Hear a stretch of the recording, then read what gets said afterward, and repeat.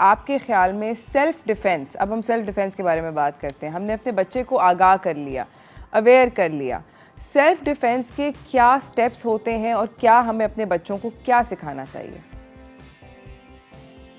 इससे पहले understanding of self defences in Pakistan we believe that self defence है थोड़ा सा मार धाड़, मारना पीटना, फिजिकल सेल्फ डिफेंस की ज़रूरत नहीं पड़ती है जब आपकी वर्बल सेल्फ डिफेंस मौजूद है। ये पूरे दुनिया में सेल्फ डिफेंस में वर्बल सबसे पहले सिखाया जाता है, बिकॉज अगर आपने डीएस्केलेट किया है सिचुएशन और आप उससे निकल गए और एस्केप किया है तो फिर आप जीत गए। और ये केस है प्रेडेटर्स और बुलीज दोनों के साथ।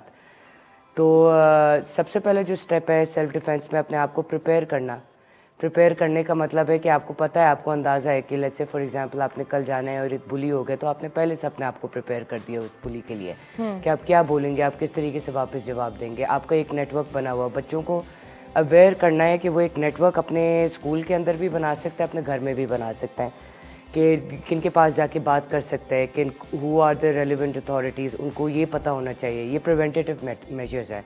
ये स्टेप नंबर 1 है सेल्फ डिफेंस का प्रिपरेशन। सही। सेल्फ डिफेंस का स्टेप नंबर 2 है वर्बल डी एस्केलेशन।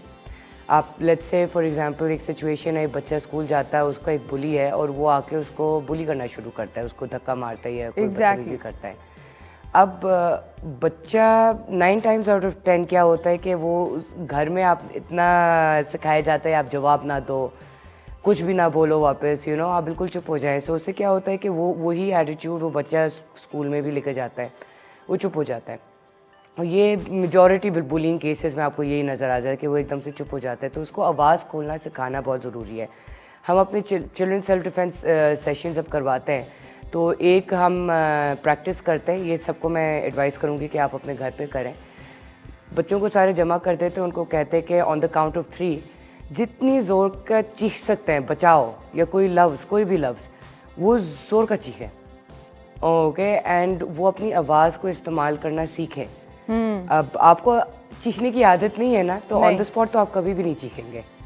ओके, इसी तरीके से very important self defence tactic जो बाहर बहुत इस्तेमाल की जाती है, इसके पेरेंट्स रिक्रिएट करें सिचुएशंस को। ओके, ये गुड टच बैड टच जहाँ आता है, ये फिजिकल सेल्फ डिफेंस आता है, वो रिक्रिएट करें सिचुएशंस। पेरेंट्स आए, वो प्रिटेंड करें कि हम बुली हैं और वो बच्चों के साथ प्रैक्टिस करें। क्या होता है कि हम फ्रीज़ क्यों होते हैं, ये बच्चे के साथ, बड़ों के साथ, सबके साथ ही होते हैं। फ्रीज़ इसलिए होते हैं क्योंकि हमने उस सिचुएशन को पहले दौड़ाया नहीं होता है, and we don't know what to do about it. And आपने अक्सर ये देखा होगा कि जब आप एक दफ़ा एक सिचुएशन से गुजर जाते हैं, नेक्स्ट टाइम तो आप बेहतर प्रिपेयर्ड है उस चीज़ सिचुएशन को हैंडल करने के लिए। तो एक सिमुलेशन घर पे करना ज़रूरी है कि आप प्रिटेंड करें और आप उस सिचुएशन को 2-3 दफ़ा इन सेफ स्पेस दौड़ाएं बच्चे के सामने, तो ताकि जब सिचुएशन आए उनके सामने, उनको पता हो कि वो कौन से स्टेप्स लें, वो किस तरीके से बाहर निकलें। So again number 1 preparation, number 2 verbal D escalation, और फिर नंबर 3 पर आते हैं फिजिकल सेल्फ डिफेंस, जो बहुत बाद में आता है। सो आई वुड रियली रिकमेंड कि पेरेंट्स एंड टीचर्स सबसे ज़्यादा फोकस करें वर्बल डी एस्केलेशन पे।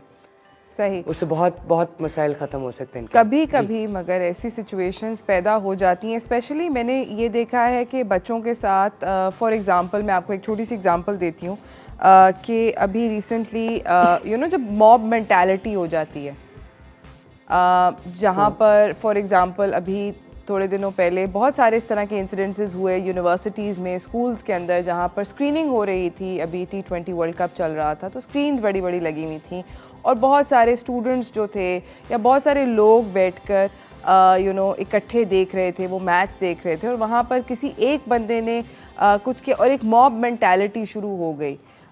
इस तरह के बहुत सारे इंस्टेंसेस होते हैं जहाँ पे women get targeted, sometimes men get targeted, and बच्चों में भी होते हैं, बड़ों में भी होते हैं। इस तरह की सिचुएशन में I don't think verbal D escalation जो होगी वो, बिकॉज बहुत बड़ी भीड़ है ना। ये mob situations, public self defence is a totally different area of self defence. ठीक है, क्योंकि ज़्यादातर आपकी ज़िंदगी में आप नोटिस करेंगे आपकी सेल्फ डिफेंस होगी एक छोटे से ग्रुप के ऑफ लोगों से जी, in comparison to a mob. ये पब्लिक स्पेसेस के अंदर, क्योंकि हमारी इंडोर सोसाइटी है भी इन द फर्स्ट प्लेस, हम ज़्यादातर इंडोर्स ही रहते हैं, तो हमारे सबसे बड़े थ्रेट्स होते ही हैं छोटे नंबर्स में। मॉब के अंदर सिचुएशन से निकलने के लिए जो हमने जो सबसे पहले चीज़ सिखाई थी प्रिपरेशन में ये भी है कि अगर फॉर एग्जांपल ये प्रोटेस्ट में सिखाते हैं हम कि आप प्रोटेस्ट के लिए गए, उसका सेल्फ डिफेंस का सबसे आसान तरीका आप एग्जिट्स देख लें कि एग्जिट्स किधर हैं।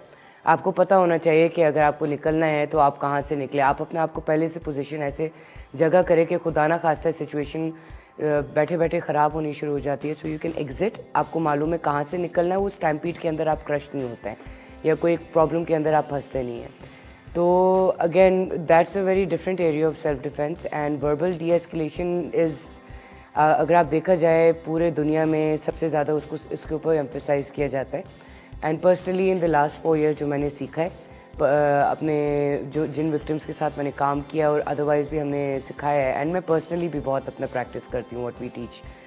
तो वर्बल डी एस्केलेशन से 90% of your problems will be solved. आपके जब बड़े प्रॉब्लम्स है, लेट्स से हाईजैकिंग केसेस होती हैं, आपकी प्लेन हाईजैक हो जाता है, तो सबसे पहले they don't bomb the plane to bring it down. Absolutely. पहले tactic is not तशद्दुद, the first tactic is negotiation.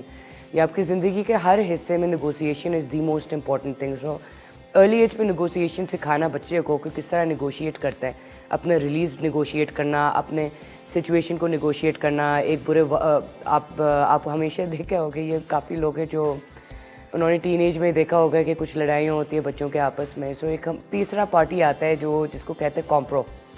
वो आते हैं, दोनों को पार्टी से बात करता है और वो एक कॉम्प्रोमाइज़, एक सेटलमेंट रीच करते हैं और फिर उससे सिलसिला बेसिकली सॉल्व हो जाता है, रिजॉल्व हो जाता है। तो actually every problem in the world can be resolved through verbal D escalation. सबसे पहले उसके टैक्टिक्स है, टेक्निक्स है जो कि हमारे करिकुलम में नहीं सिखाए जाते, हमारे घरों में नहीं सिखाए जाते। मैं जब सिखाती हूँ हमारे क्लाइंट्स को, हमारे पेट्रेंट्स को, उधर मैंने देखा है कि उन लोगों के बहुत मेजर शिफ्ट एटीट्यूड में, कॉन्फिडेंस से, बहुत सारी चीज़ों में शिफ्ट आया है सिर्फ ये चीज़ सीख कर। उनको अंदाज़ा हुआ है कि उनकी ज़बान एक्चुअली सबसे ज़्यादा ताकतवर चीज़ है। सही। तो उस पर फोकस करना बहुत ज़रूरी है।